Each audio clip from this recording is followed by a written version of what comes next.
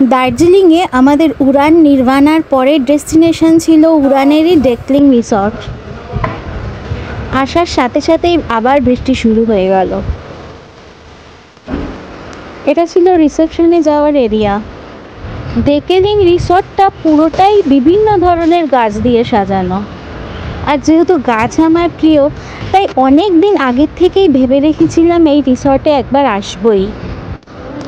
যাওয়ার পর ওদের ফর্মালিটিসগুলো ওরা করলো, কিন্তু কোনো রকম ওয়েলকাম ড্রিঙ্কস কিন্তু আমাদের দেওয়া হয়নি এখানে উড়ানের আর দুটো রিসর্টে যেগুলো আমরা পেয়েছিলাম। এটা ছিল ডেকলিং রিসর্টের ডাইনিং এরিয়া।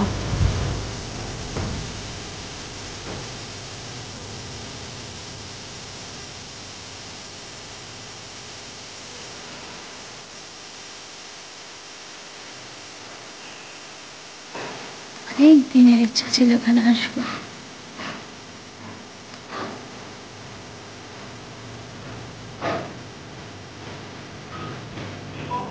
সামনেটা ছিল বিশাল বড় একটা সিটিং এরিয়া। বৃষ্টি না থাকলে এখানে বসে খেতে খেতে কাঞ্চনজঙ্ঘাও দেখা যায়।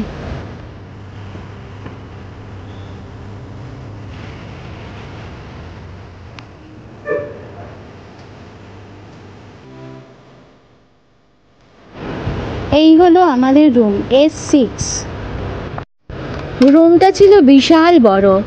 এটি ছিল লাক্সারি ভিউ রুম। আমাদের আজকের রুম।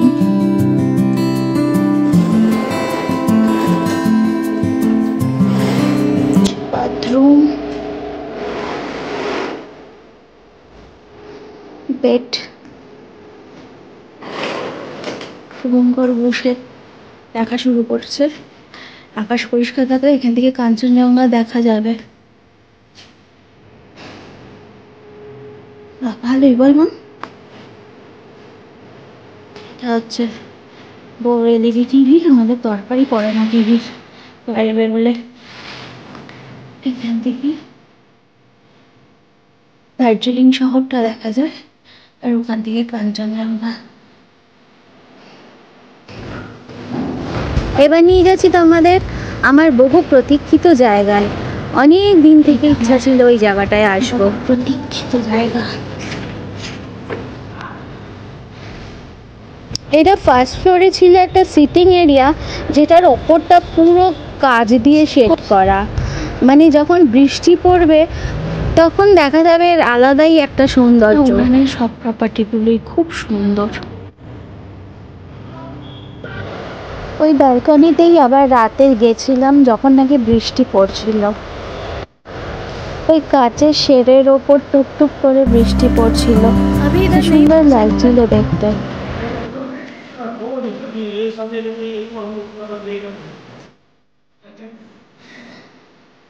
আমি ওপরের এটা এরকম করবো।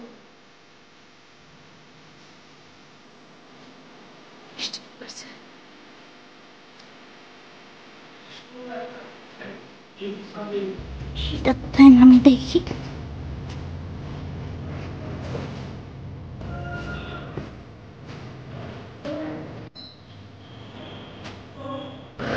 এটা হচ্ছে রাতের ডেকলিং, বৃষ্টি স্নাত ডেকলিং, অদ্ভুত সুন্দর ডেকলিং, মায়াবী ডেকলিং।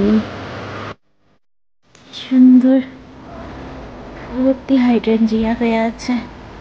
আমাদের ওখানে নিয়ে গেলেই মরে যাবে।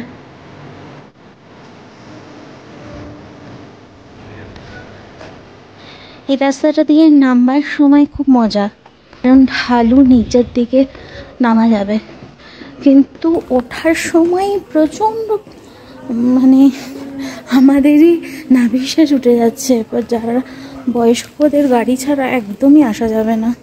মানে যারা এই হোটেলে আসবেন, যদি কেউ বয়স্ক আসেন তবে গাড়ি ছাড়া তারা আসতেই পারবে না। আর ম্যাল রোড থেকে গাড়ি ভাড়া হচ্ছে 300 থেকে 500 টাকা, কারণ অনেক সময় ওয়ান ওয়ে হয়ে যায়। তাই জন্য গাড়ি ভাড়া বেশি হয়ে যায়। সেটা মাথায় রেখে এই রিসর্টটা বুক করবেন। আর ম্যাল থেকে বেশ অনেকটা দূরে।